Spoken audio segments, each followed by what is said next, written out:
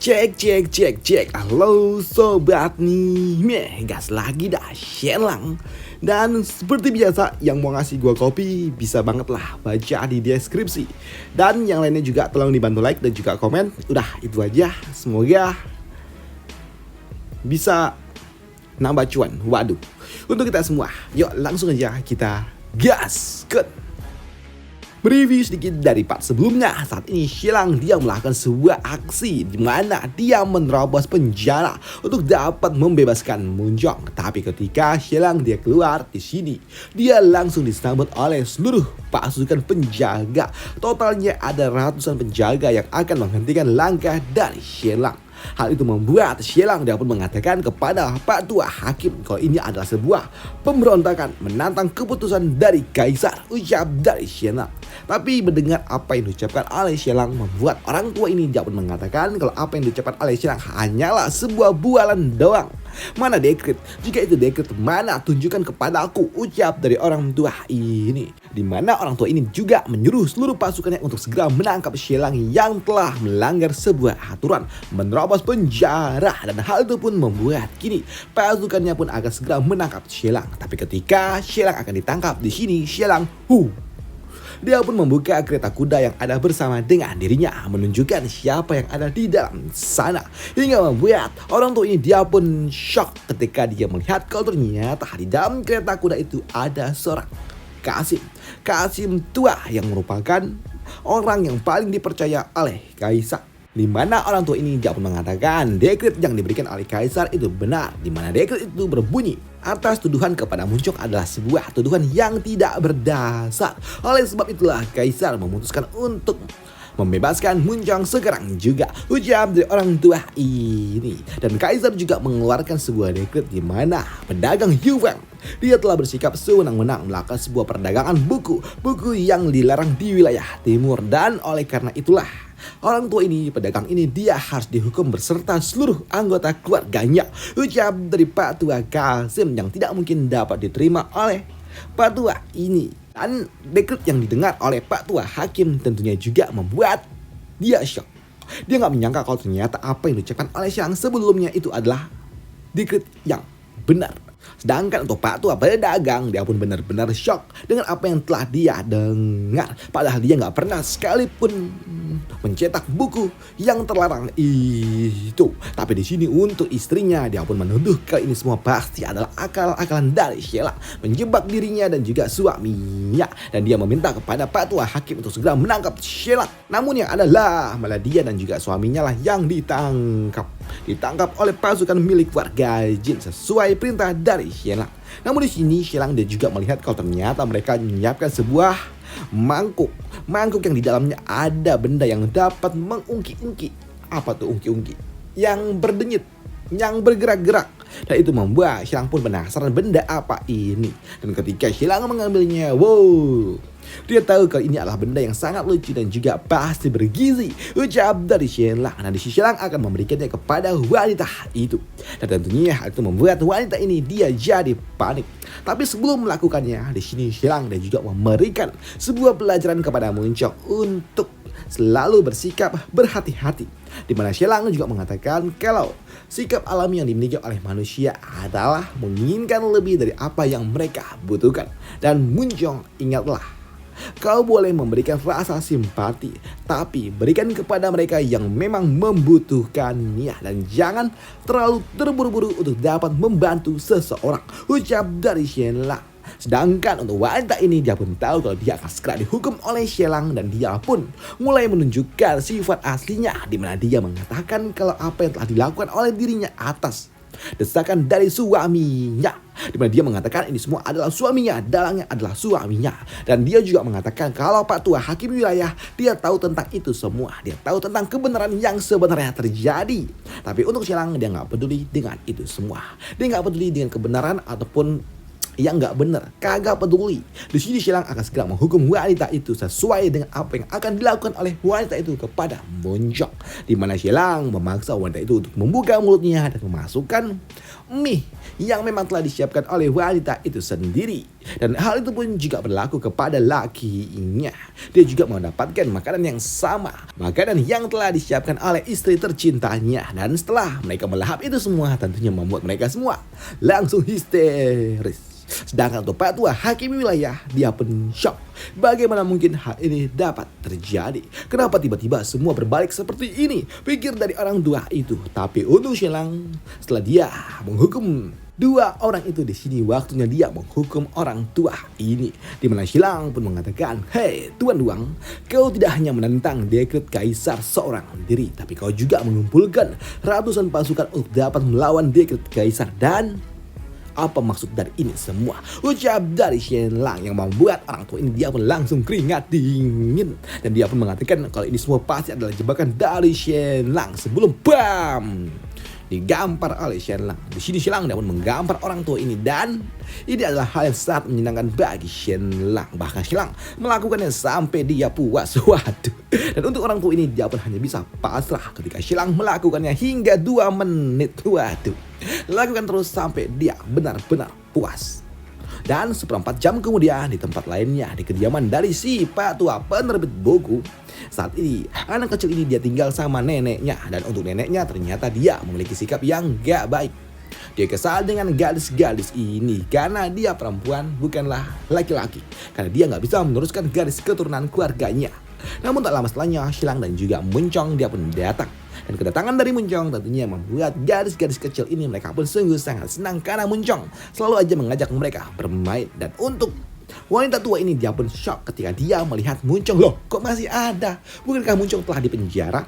Dan itu membuat wanita tua itu meminta kepada penjaga untuk segera menangkap Muncong yang telah kabur dari penjara. Tapi untuk Muncong, dia pun tahu kalau orang tua ini akan mendapatkan sebuah hukuman, hingga membuat dirinya membawa gadis kecil ini untuk bermain di halaman. Sedangkan untuk Shelang, dia meminta kepada bawahannya Shishan untuk segera mengurus ini semua. Dan benar saja, beberapa saat kemudian Shishan dia pun menjalankan tugasnya, menyingkirkan orang tua itu. Sedangkan di sisi lainnya, di kediaman dari villa milik keluarga Jin yang ada di ibu kota saat ini, Tuan Putri dia pun datang dan dia menunggu kedatangan dari Shelang. Dan dia diperlakukan dengan sangat amat baik oleh Luo Bing. Sedangkan untuk Dumi, dia pun bingung dengan apa yang harus dia lakukan. Dia gabut hingga dia memutuskan untuk lihat semut. Waduh, lihat semut. Tapi dia juga merasakan kalau ada yang datang, dan itu adalah jejak kaki dari Shelang. Dan ketika Shelang datang, di sini Dumi dia pun langsung memeluknya hingga membuat tulang punggung dari Shelang hampir aja remuk. Waduh. Di sini Shelang dia pun meminta kepada rekannya ini untuk dapat melepaskannya, jika tidak, waduh, copot. Namun di sini Shelang melihat rekannya datang, dia pun bertanya kemana masternya. Dan untuk Dumi dia pun mengatakan kalau masternya dia pergi, dan masternya pun mengatakan kalau dia pergi untuk melawan seseorang yang dikenal sebagai Shui Shan Lao Yao. Ucap dari Dumi yang membuat gadis Feng dia pun mengatakan itu adalah master dari dirinya. Dan di sini gadis ini dia juga bertanya siapa master dari si Dumi. Dan Dumi mengatakan kalau masternya adalah Zong Chuk, yang membuat gadis Fang dia pun sadar betul kalau itu memang adalah sebuah pertikaian rutin yang dilakukan oleh masternya dan juga master dari si Dumi. Karena memang Shushan Lao Yao, waduh, namanya repot. Shui Shan aja lah gue sebut, atau Lao, waduh, Shen Lao, ya gitulah. Di sini Shen Lao dia selalu aja menantang Patua Grandmaster Zack. Dan kenapa dia menantang? Karena dia ingin merebut posisi dari Grandmaster. Karena posisi Grandmaster hanya ada 6 slot doang. Sedangkan Nona Shui Shan Lao dia memang skill dan juga kemampuannya setara dengan mereka para Grandmaster. Tapi karena memang slot terbatas, dan untuk mendapatkan posisi Grandmaster harus menyingkirkan Grandmaster yang lainnya, tentunya membuat tanda itu dia selalu aja menantang Grandmaster Zhang, walaupun dia memang gak pernah menang. Waduh. Dan di sini untuk Shelang dia pun bertanya kepada Dumi kenapa dia datang. Di sini Dumi dia pun mengatakan kalau masternya mengatakan kalau dia harus bertemu dengan seseorang calon istrinya yang merupakan murid terakhir dari Grandmaster Shui Yin, yang membuat Shelang gak menyangka kalau ternyata benar master dari Dumi mencarikan istri untuk si Dumi. Waduh. Dan Shelang juga tahu kalau istrinya pasti adalah orang yang sangat kuat karena dia adalah murid dari seorang Grandmaster juga. Namun tak lama setelahnya Luo Bing dia pun datang. Ketika dia mendengar Shelang datang, dia pun langsung terburu-buru menyambut kedatangan dari Shelang. Namun di sini untuk Muncong yang datang bersama dengan Shelang, dia pun mengatakan, "Hey Luo Bing, aku juga datang loh." Waduh. Di sini Muncong dia minta di notice juga oleh Luo Bing. Waduh.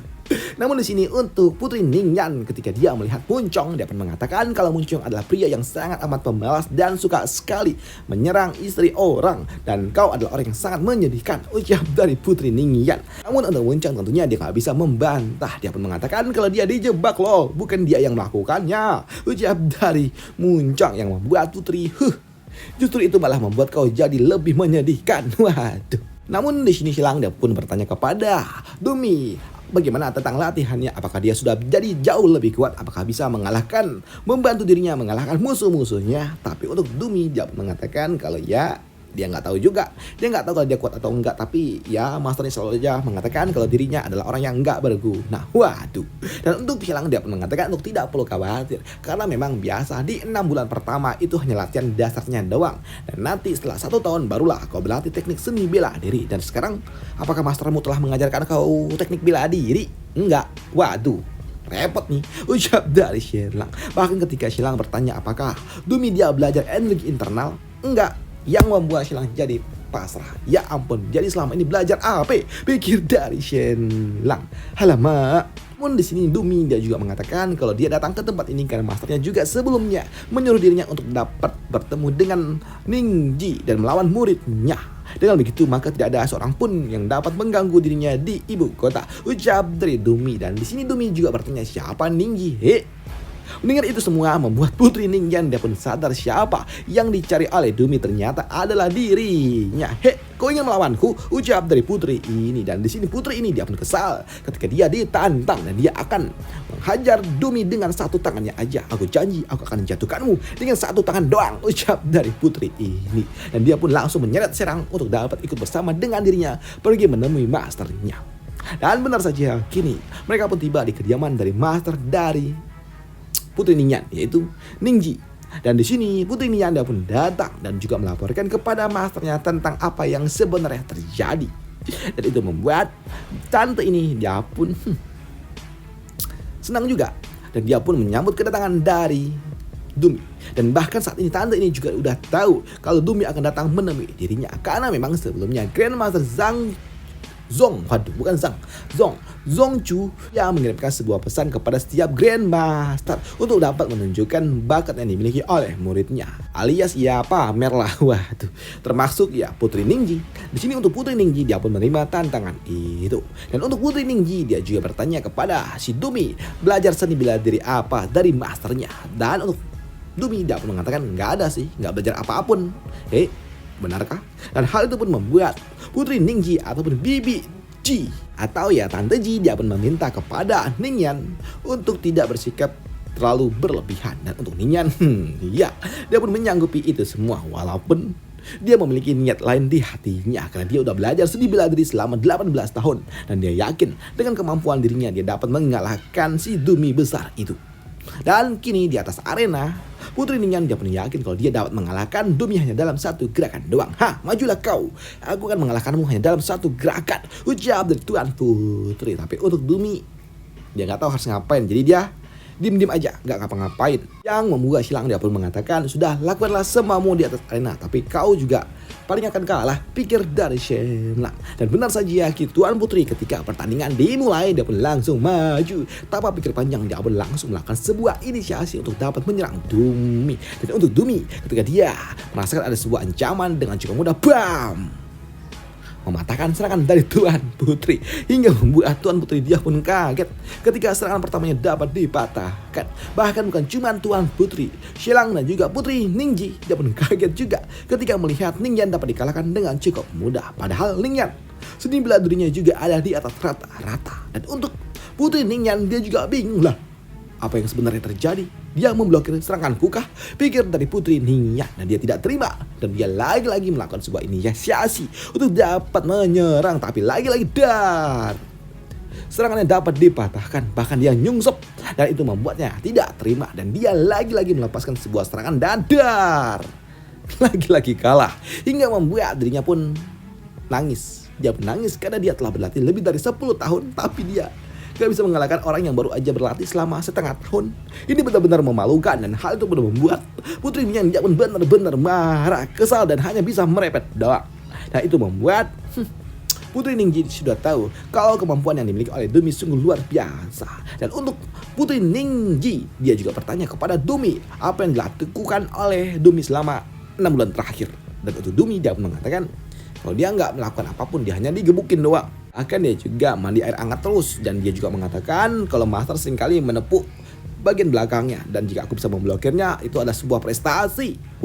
Merendam. Aku mengerti. Setiap hari ya, banyak dari Putri Ningji, dan hal itu pun dibenarkan oleh Dumi. Tapi Dumi juga mengatakan kalau masternya setiap kali merebus air hangat, dia selalu aja merepet. Dia pun mengatakan kalau ini semua menghabiskan semua sumber daya yang telah dia simpan selama lebih dari 10 tahun. Yang membuat Putri Ningji, dia pun paham betul apa maksud dari itu semua. Yang membuat Putri Ningyan, dia pun bertanya apa maksud dari ini semua. Ya, di sini Putri Ningji, dia pun mengatakan kalau Dumi kecerdasannya ada di bawah rata-rata. Jadi dia nggak bisa belajar seni bela diri atau apapun itu. Dia cuma diajari untuk dapat menahan serangan alias ngeblokir serangan dari lawannya. Waduh. Di sini Putri Ningji, dia juga mengatakan kalau Dumi dia memiliki garis keturunan legendaris. Jadi dia nggak perlu berlatih. Dia nggak perlu berlatih seni bela diri. Dia udah jago. Dia udah ahli dari sana. Udah ahli dari lahir. Waduh. Jadi ya nggak perlu banyak berlatih seni bela diri. Dan untuk orang normal tentunya ini akan sangat sulit. Orang normal membutuhkan kemampuan internal untuk dapat meningkatkan kemampuan dan juga menyerap energi vital dunia. Tapi untuk si Dumi kagak butuh. Dia jago dalam hal itu tanpa perlu melakukan ataupun berlatih energi internal, alias ya udah jago dari lahir. Dan itulah sebabnya Patua Zhang yang memberikan mandi herbal setiap harinya kepada Dumi untuk dapat membantu dirinya menyerap energi vital yang ada di tempat ini. Dan itu juga yang membuat Patua Zhang dia selalu aja mendumel karena dia menghabiskan semua herbal yang dia miliki. Ujar dari Putri Ningji. Jadi maksudnya dia adalah orang yang tidak normal, sedangkan aku cukup kuat, hanya saja aku bertemu dengan orang yang nggak normal dong. Dan hal itu pun dibenarkan oleh Putri Ningji. Lantas kalau begitu apa gunanya kita berlatih seni bela diri jika kita bertemu dengan orang yang seperti ini? Ya nggak ada gunanya, ucap dari Putri Ningji, yang membuat Putri Ningyan dia pun kesal dengan itu semua. Nggak adil, ucap dari Putri Ningyan. Tapi Putri Ningyan dia juga tahu kalau si Dumi ini memang IQ-nya ada di bawah rata-rata. Bahkan ketika dia meminta kepada Dumi untuk pergi sondok atau ya bersembunyi lah bahasa kitanya, benar aja si Dumi dia pun bersembunyi di balik sebuah pilar, yang membuat Putri Ningyan dia pun dikeplak oleh Putri Ningji. Dan di sini untuk Putri Ningji dia pun memberikan sesuatu kepada Dumi sebagai tanda, dan dia juga mengatakan dengan benda ini maka tidak ada seorang pun yang akan mengganggu Dumi di ibu kota, ucap dari Putri Ningji, yang membuat Putri Ningyan dia pun tahu kalau itu adalah sebuah tanda yang diberikan oleh mendiang kaisar kepada Putri Ningji alias kakek mereka. Dan itu membuat Xilang juga tahu dengan tanda itu memberikan sebuah arti kepada siapapun kalau Dumi ada di bawah pelindungan dari Putri Ningji. Nah, hal itu pun membuat Xilang dia pun tahu kalau si Dumi ini bisa menjadi harapan bagi kerajaan Yue sebagai prajurit terkuat. Dan apa yang akan selanjutnya terjadi akan kita bahas di part lanjutannya aja, karena pada malam harinya Xilang dia akan bertemu dengan Putri Ningyan beserta dengan saudara lainnya, saudara angkat dari Putri Ningyan yang lainnya, rekannya yaitu si utusan dari kerajaan Yun. Ya, pria ini yang memiliki sikap yang kurang lebih sama dengan Shen Lang. Dan pertemuan macam apa yang akan mereka adakan langsung aja dibahas di part lanjutannya aja. Udah malam, gua harus cepet bini gua. Sekarang jam 21.15. Gua harus jemput bini gua di Jalan Sudirman. Buset, jauh. Dan gua di Panam. Waduh. Dan sampai jumpa di part lanjutannya besok lagi. Bye. Thank you. Besok atau malam ya? Besok. Harusnya untuk malam juga ini. Sampai jumpa, bye. Thank you.